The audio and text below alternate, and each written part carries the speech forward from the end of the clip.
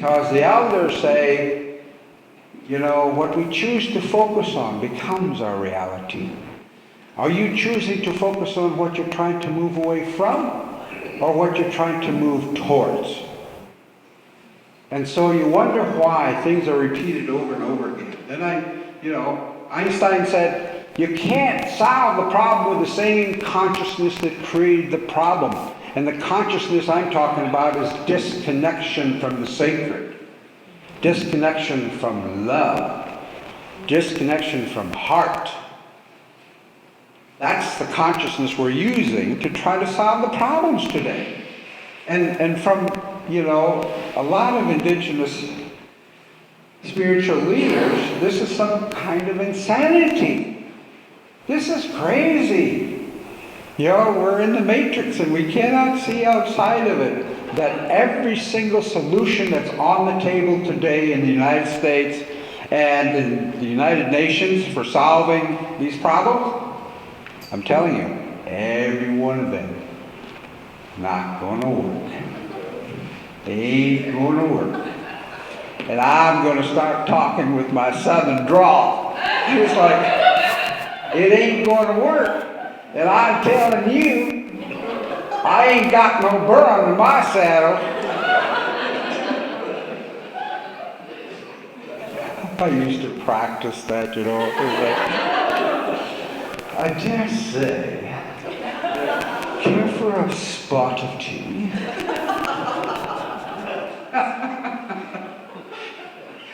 Yeah, and it was terrible. I used to watch these movies, and, we all, as Native Americans, we watched these movies and we'd cheer for the cavalry and stuff like that, when we were kids and didn't know any better. And so my first lesson it was terrible, I confess this. That my first lesson in Spanish was John Wayne movie, and this bandito, John Wayne shoots the bandito, and the bandito says, "Hey, senor, you put a bullet in me." And I thought that was funny, It's like, wow. As our minds are incredible things that we can get indoctrinated and not be able to see what's really going on. So then I used to practice pretending I'm Japanese. Hayo, hayo, hayo gozaimasu. Hayo, shinna wata. Hayo, shinna, no shinna. I got pretty good at it. And then when I talk before a group of Native Americans, like in Alaska, we got a lot of different languages, we Tlingit, Haida, Athabaskan, Aleut, Dene, Inupiat, Yupik. And I would get up there and I would say, Nagatsikirilinoa, Nupachilinakumakalina. Now it sounds kind of like an Alaska Native language. And everybody's trying to figure out which one.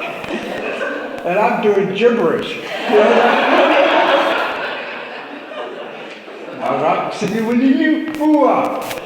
It's a lot of fun when I do that.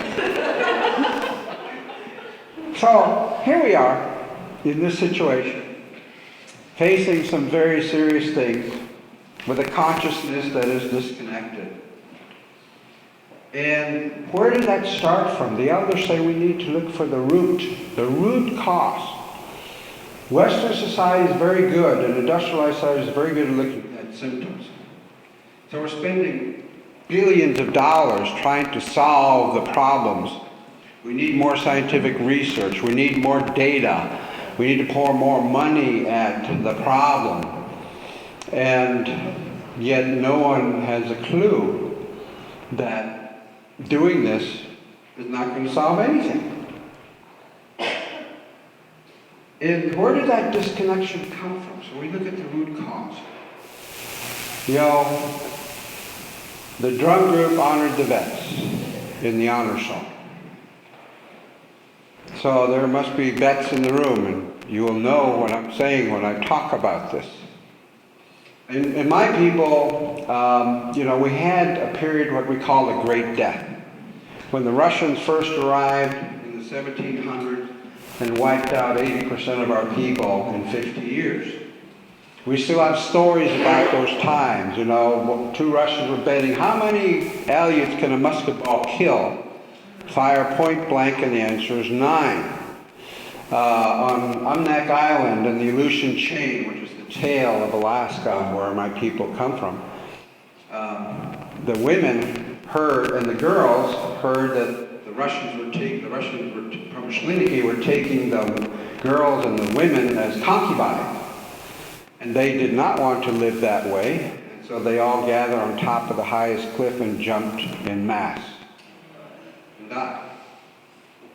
So we have those kind of stories. We call them the time of the Great Death.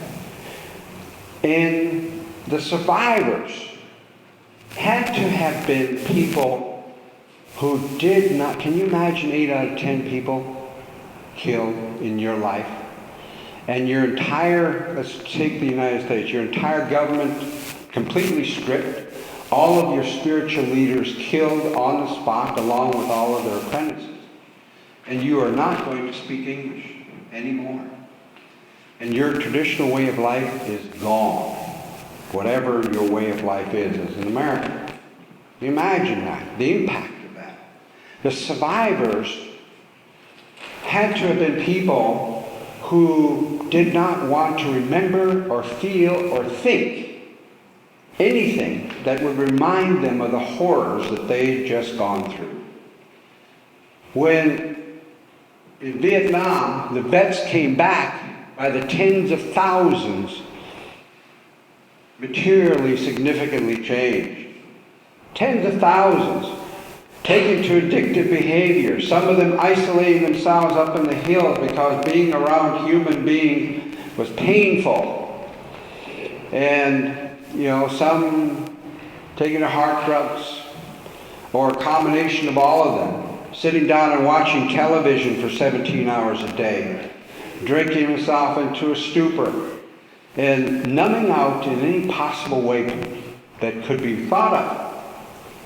And the doctors knew that there was something going on, and they couldn't put their finger on it. And when they finally did, they realized that they had to keep looking at it because thousands of vets are coming back this way. Finally, they put a name to it. Post-traumatic stress disorder, PTSD. You know, when you numb out, and that's to add to the training, where you're trained to numb out, you're trained to dehumanize another human being.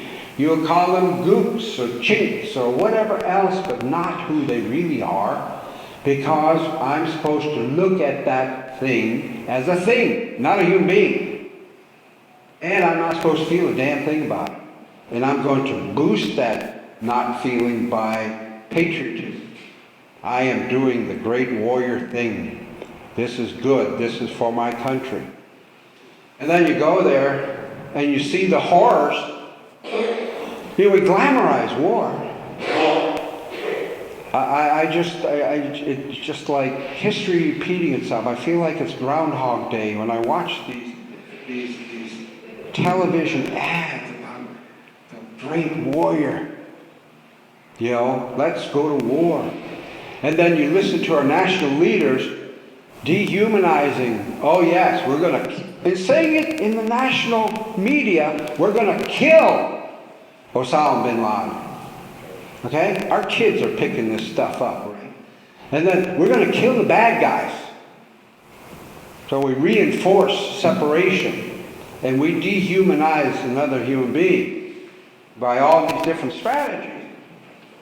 And so my people were survivors just like the Vietnam vets. What happened? What they did as a strategy so that they cannot think, feel, remember, or dream about, or hear a sound that reminds them of the horrors that they experienced in those wars. And so we shut the first strategy, natural strategy, shut down your feelings. I'm going to shut down 100%. I'm not going to feel a thing. And I know what that's like. You know, there was a period of time in my life where I would just as soon step on a bug as see another human being die. No feelings. Massive numbness. And once that happens, the elders say, we create this big stomach that always wants to be filled but can never be filled. And it will hunger all the time. That's where the addictive behaviors come in. An addiction, from a spiritual perspective, is nothing but a strategy to escape the present moment. I am going to do anything but be here now feeling what I'm feeling. I'm going to escape. And so, that's what happens. And the next thing that happens as soon as you separate that way is that you begin to separate from everything in existence. Because the elders say nothing is created inside until it's created, or nothing is created outside until it's created inside first. And if I create a numbness outside or inside, and I separate from my body, from my feelings, from my sense of being a human being, I am going to separate easily from any other human being. Nothing is created outside until it's created inside first. And then it's easy to separate whole peoples. It's easy to go to war. It's easy to destroy Mother Earth because we've disconnected from ourselves, which is disconnecting from the sacred. We are sacred. We are sacred.